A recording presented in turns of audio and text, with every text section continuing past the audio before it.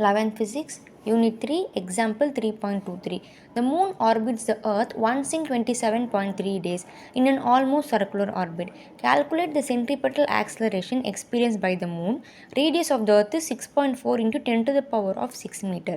So, question என்ன கொடுத்துருக்காங்கன்னா Moon வந்துட்டு ஏர்த்தை வந்துட்டு ஒரு ரவுண்ட் அதாவது ஒரு ஆல்மோஸ்ட் ஒரு சர்க்குலர் ஆர்பிட் சுற்றி வரதுக்கு 27.3 டேஸ் எடுக்குது. அதாவது டைம் பீரியட் வந்து 27.3 டேஸ் அப்படின்னு கொடுத்துருக்காங்க. அடுத்து calculate the centripetal acceleration experienced by the moon. அதாவது அந்த மாதிரி அர்த்தை மூன் வந்துட்டு இப்படி சர்க்குலர் ஆர்பிட் அதாவது ஆல்மோஸ்ட் சர்க்குலர் ஆர்பிட்டில் சுற்றி வரும்போது இந்த மூன் மேலே படுற சென்ட்ரிபெட்டல் ஆக்சலரேஷன் அதாவது இந்த மூன் எக்ஸ்பீரியன்ஸ் பண்ணுற சென்ட்ரிபெட்டல் ஆக்சலரேஷன் என்ன அப்படின்னு கேட்குறாங்க. சென்ட்ரிபெட்டல்னால் என்ன? Towards the centre. அதாவது சென்ட்ரிபெட்டல் ஆக்சலரேஷன்னா இந்த மூன் வந்துட்டு இப்படி சுற்றும் போது என்ன ஆகும்னா ஏர்த்தை வந்துட்டு இது மேலே ஒரு ஃபோர்ஸ் போடும். அதாவது டுவர்ட்ஸ் த சென்டரில் ஒரு ஃபோர்ஸ் போடும். அந்த ஃபோர்ஸுக்கு போய் தான் சென்ட்ரிபெட்டல் ஃபோர்ஸ் நம்ம படிச்சிருப்போம். ஸோ அந்த ஃபோர்ஸ்னால மூனுடைய வெலாசிட்டி மாறும். ஸோ சென்ட்ரிபெட்டல் ஃபோர்ஸ்னால இதோடைய வெலாசிட்டி மாறும். அதுக்கு பேர் தான் சென்ட்ரிபெட்டல் ஆக்சலரேஷன். ஸோ இந்த மாதிரி moon experience by centripetal acceleration என்ன அப்படின்னு கேட்குறாங்க. அவ்வளோ சிம்பிளான கொஷின் கொடுத்துட்டு ஒரே ஒரு இன்ஃபர்மேஷன் என்ன, ரேடியஸ் ஆஃப் த எர்த் வந்து 6.4 10 to the power of 6 metre. அதாவது இது எப்படின்னா 6400 into 10 to the power of 3 metre அப்படின்னு சொல்லுவாங்க. ஸோ இது அவங்க எப்படி கொடுத்துருக்காங்கன்னா இந்த மாதிரி வந்துட்டு 6.4 இங்கே இருக்கிற டெசிமல் பாயிண்ட்டை 3 சைட்ஸ் லெஃப்டில் தள்ளிட்டு 6.4 into 10 to the power of 6 இந்த 3 சைட்ஸ் லெஃப்டில் தள்ளினீங்களே அதுக்கு இன்னும் 10 to the power of 3 போட்டு 10 to the power of 6ஆக கொடுத்துருக்காங்க இவங்க. அதாவது நம்ம புக்கில் வந்துட்டு எல்லா இடத்துலையும் இப்படி தான் இருக்கும், இந்த சம்மில் வந்துட்டு இப்படி கொடுத்துருக்காங்க. அதான் சொல்ல வந்தேன். நெக்ஸ்ட் சொல்யூஷன் போகலாம். ஸோ இப்போ இந்த சென்ட்ரிபெட்டல் ஆக்சலரேஷனை கால்குலேட் பண்ணுறதுக்கு இருக்கிற ஃபார்முலா வந்துட்டு centripetal acceleration is equal to v² divide by r. இதுதான் ஜென்ரலாக யூஸ் பண்ணுற ஃபார்முலா. ஆனால் நம்மளுக்கு வந்துட்டு கொஸ்டினை தந்துருக்கிற இன்ஃபர்மேஷன் படி இந்த ஃபார்முலாவை யூஸ் பண்ண முடியாது. ஏன்னா இங்கே இருக்கிறது வெலாசிட்டி, நம்மளுக்கு இங்கே வெலாசிட்டி தரலை, அதுக்கு பதிலாக டைம் பீரியட்னு ஒன்று தந்திருக்காங்க. ஸோ நம்ம வந்து இந்தபடி பார்க்க போனால் என்ன ஆகும்னா am இஸ் ஈக்குவல் டு அதாவது acceleration of the moon, centripetal acceleration experienced by the moon is equal to omega square into distance between the earth and the sun. இங்கே ஒமேகாங்கிறது ஆங்குலர் வெலாசிட்டி, ஆர்எம்ங்கிறது distance between the earth and the moon. இதுதான் வந்துட்டு RM. எர்த்துக்கும் மூனுக்கும் என்ன distance இருக்குது அப்படிங்கிறது. So நம்ம first வந்துட்டு இங்கே ஆர்எம் கால்குலேட் பண்ணலாம். ஆர்எம்னா என்னென்னா 60 into radius of the earth. அதாவது நியூட்டன்ஸ் லா படி ஒரு லாவில் என்ன சொல்லியிருப்பாருன்னா distance between earth and the moon இந்த ரெண்டுக்கும் நடுவில் இருக்கிற distance is equal to 60 times radius of the earth. Radius of the எர்த்தை நீங்கள் 60 டைம்ஸ் இது பண்ணால் that is equal to this distance அப்படின்னு சொல்லியிருப்பாங்க. ஸோ அதுபடி நம்ம அதில் தான் இந்த ரேடியஸ் ஆஃப் த எர்த் இன்ஃபர்மேஷனை யூஸ் பண்ணுறோம். So RM is equal to 60 into 6.4 10 to the power of 6 இங்கே இருக்க தந்திருக்க இன்ஃபர்மேஷன் வந்துட்டு போடுறோம். So RM is equal to 384 into 10 to the power of 6. 60 into 6.4 இருக்கா, 60 into 6.4 பண்ணால் இதுதான் சிம்பிளான மல்டிப்ளிகேஷன் 384.0 அப்படின்னு வருது. So this is the answer for radius. And then we go to omega, that is angular velocity. Omega is equal to 2π/t. ஏன்னா இது வந்து angular velocity. So distance divide by டைமில் 2π அப்படின்னு போடுவோம். டிஸ்டன்ஸ் எடுத்தால் 2π அப்படின்னு போடுவோம். So 2π divide by T. இப்போ டைம் என்ன கொடுத்துருக்காங்க 27.3 டேஸ். அந்த டைம் பீரியட் தான் நம்ம யூஸ் பண்ண போகிறோம். ஏன்னா இது சுற்றி வரதுக்கான டைம் பீரியட் வந்துட்டு அதுதான். ஸோ 27.3 டேஸை நம்ம அப்படியே எடுத்து இங்கே போட முடியாது. ஏன்னா டைமுடைய யூனிட் வந்துட்டு செகண்டு.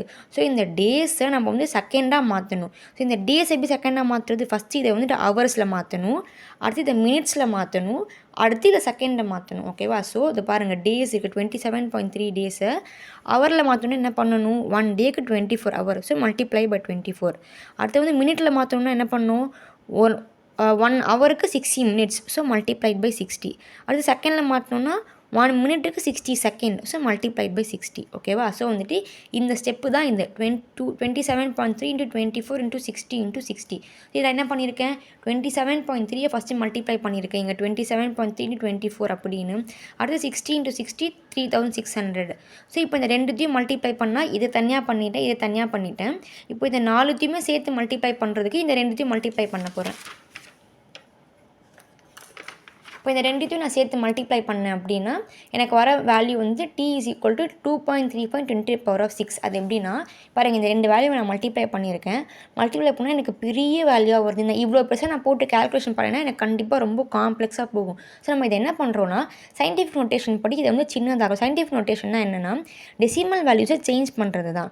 ஸோ இப்போ வந்துட்டு இங்கே தான் ஒரு பாயிண்ட் நம்மளுக்கு. ஸோ இங்கேருந்து நம்மளுக்கு வந்துட்டு ஃபஸ்ட்டு நம்பருக்கு அடுத்தது டெசிமல் பாயிண்ட் வரணும், அதாவது 2.35 அப்படின்னு வரணும். ஸோ இந்த மாதிரி எழுதுறதுக்கு போய் சயின்டிஃபிக் நோட்டேஷன். ஓகேவா? ஃபஸ்ட்டு நம்பருக்கு அப்புறமா டெசிமல் பாயிண்ட் வர மாதிரி எழுதுறது தான் சயின்டிஃபிக் நோட்டேஷன். ஸோ அப்படி வர மாதிரி பண்ணோன்னா டெசிமல் பாயிண்ட்டை நம்ம வந்துட்டு 1 2 3 4 5 6 நம்பர்ஸ் லெஃப்ட் சைடில் தள்ளணும். ஸோ இந்த பாயிண்ட்டை 6 சைடு லெஃப்ட் சைடில் தள்ளும் போது என்ன ஆகும்னா 2.35 × 10⁶ அப்படின்னு போடுவோம்.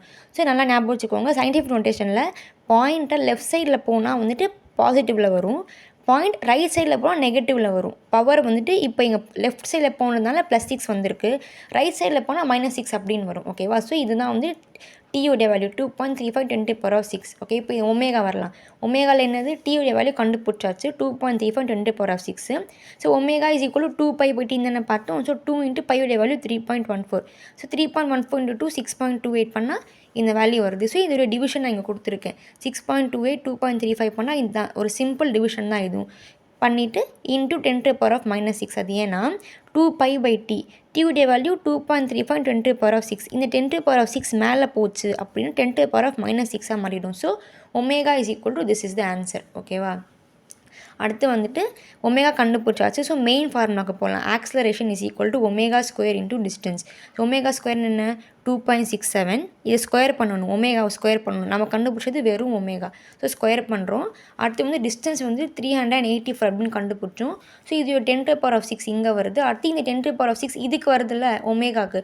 ஸோ ஒமேகா வந்துட்டு ஹோலாக தானே ஸ்கொயர் பண்ணுறோம். ஸோ அதோடைய ஸ்கொயர் வந்துட்டு இங்கே வரும், 10⁻⁻6 the whole power square.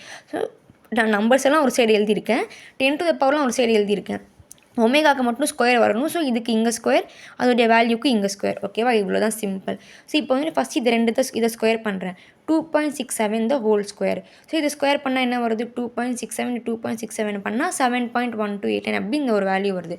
இதை ஃபஸ்ட்டு ஸ்கொயர் பண்ணிடுறேன். 2.67 இந்த வேல்யூ. அடுத்து இந்த வேல்யூவோட 384 மல்டிப்ளை பண்ணுறேன். ஓகேவா? ஸோ 7.12 × 384 இதை ஸ்கொயர் பண்ணிவிட்டு வந்த வேல்யூவோடு இதை மல்டிப்ளை பண்ணுறேன்.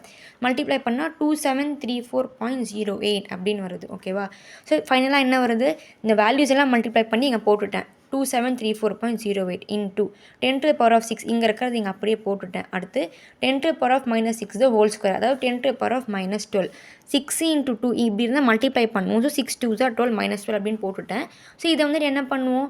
நம்ம வந்துட்டு ஆட் பண்ணுவோம். ஸோ 6 - 12 என்னது? -6. ஸோ அப்படி போட்டால் 2734.08 × 10⁻⁻6. ஸோ நம்ம என்ன பண்ணுறோம்னா இங்கே ஆன்சரில் இப்படியும் எழுதலாம். பட் புக்கில் என்ன பண்ணியிருக்காங்கன்னா இந்த 10⁻6 இல்லாத மாதிரி இதை டெசிமலில் போட்டிருக்காங்க. ஓகேவா? ஸோ இப்போ 10⁻6 போகணும்னா நம்ம என்ன பண்ணணும்? 10⁻6 இங்கே ஆட் பண்ணணும். அப்போ தான் இந்த +6 - கேன்சல் ஆகி நம்மளுக்கு வந்துட்டு வெறும் ஒரு வேல்யூவாக வரணும். ஸோ இப்போ 10⁻6 போகணும்னா இதை ஆட் பண்ணணும்.